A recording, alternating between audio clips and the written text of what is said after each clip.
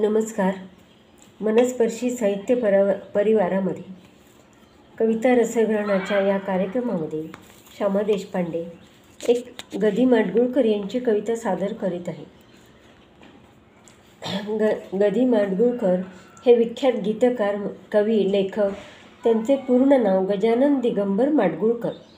जन्म 1 ऑक्टोबर 1919 साली झाला. शेटफाळे या सांगली जिल्ह्यामध्ये झाला.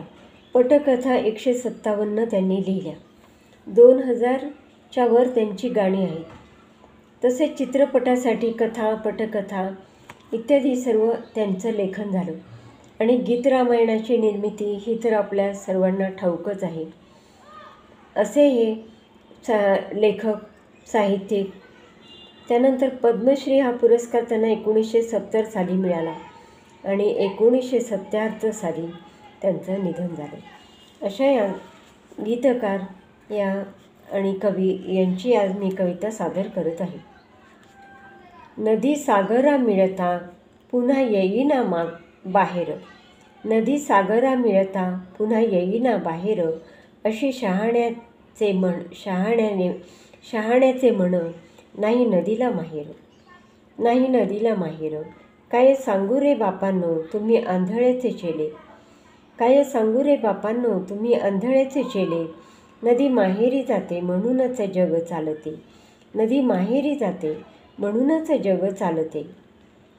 सारे जीवन नदीचे घेतो पोटात सागर, सारे जीवन नदीचे घेतो पोटात सागर, तरी तिला येते आठवण जन्म दिलेला डोंगर, तरी तिला येते आठवतो जन्म दिलेला डोंगर. डोंगराच्या मायेसाठी रूप वाफेचे घेऊ, डोंगराच्या मायेसाठी रूप वाफेचे घेऊन, नदी तरंगत जाते पंख वाऱ्याचे लिहून, नदी तरंगत जाते पंख वाऱ्याचे लावून.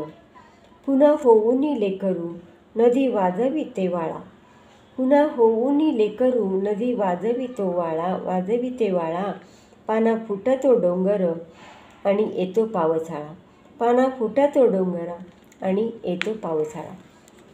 तर माहेर हे किती प्रिय असतं स्त्रीला, की सर्वस्व जीवन ती आपल्या पतीला अर्पण करत असते, तरी माहेरची आठवण तिच्या मनातनं कधीही जात नसते.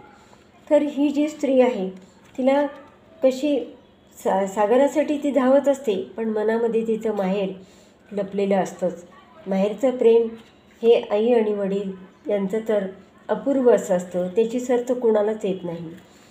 तर नदी सागरा मिळता पुन्हा येईना बाहेर, एकदा सागराला मिळाली की ती मात्र कधीही पुन्हा बाहेर येत नाही, अशी शहाण्याचे म्हण, नाही नदीला माहेर. म्हणजे नदी कधीही माहेरी पुन्हा जात नाही, कारण ती परत फिरून माहेरी येतच नाही ना. जे प्रवाहाने निघते ती प्रवाह वाहत वाहत वाहत वाहत सागराला जाऊन मिळते. परत डोंगराच्या माथ्याशी येते का ती? नाही येत. पण ती कशी येते हे सांगितलं आहे पुढं.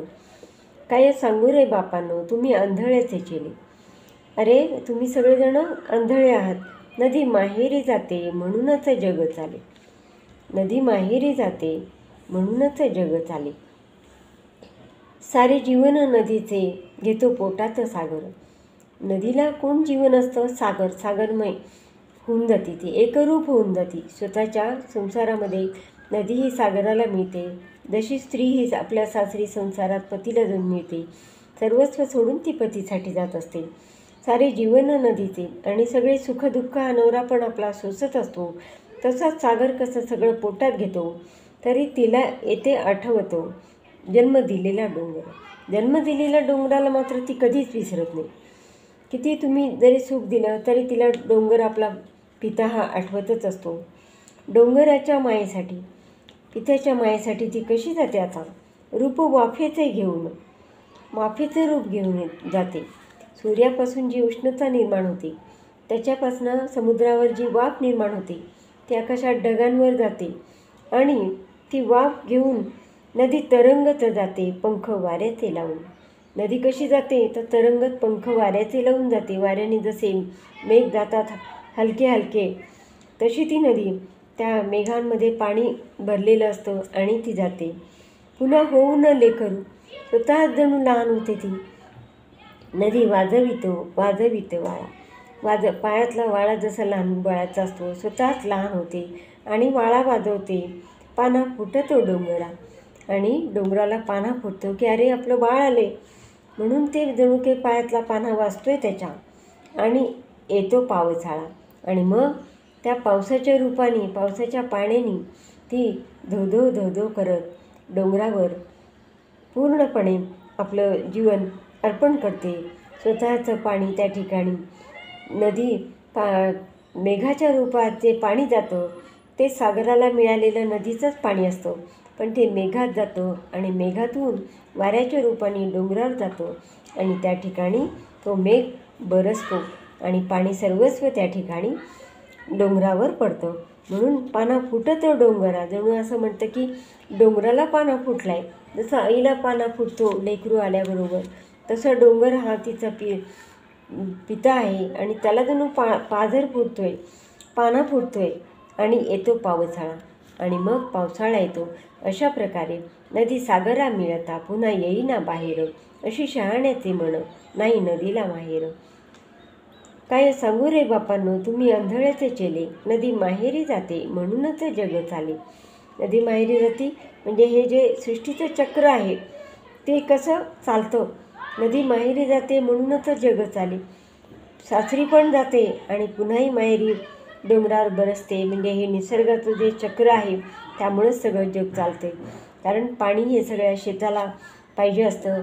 आणि श्रीकृष्णाने तर अर्जुनाला अशी उपमा दिली की अर्जुन हा जणू काही मेघच आहे आणि मेघाच्या रूपाने सगळ्यांना पाणी मिळतं, पण समुद्र असा प्रत्यक्ष पाणी शेताला वगैरे देऊ शकत नाही.